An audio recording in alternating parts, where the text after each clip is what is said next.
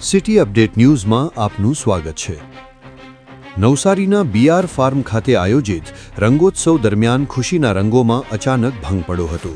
ઉત્સવમાં મોટી સંખ્યામાં યુવાનો જોડાયા હતા, પરંતુ સુરક્ષાના પૂરતા બંદોબસ્તના અભાવે વાતાવરણ બગડ્યું હોવાનું સામે આવ્યું છે। માહિતી મુજબ સામાન્ય બોલાચાલીથી શરૂઆત થયેલો વિવાદ ટૂંક સમયમાં ઉગ્ર બન્યો અને કેટલાક યુવાનો વચ્ચે છૂટા હાથની મારામારી સર્જાઈ। ઘટનાના વિડીયો પણ સોશિયલ મીડિયામાં વાયરલ થઈ રહ્યા છે, જેમાં એક વ્યક્તિને બેફામ માર મારતા દ્રશ્યો નજરે પડે છે। આ બનાવ બાદ સ્થળ પર અફરાતફરીનો માહોલ સર્જાયો હતો।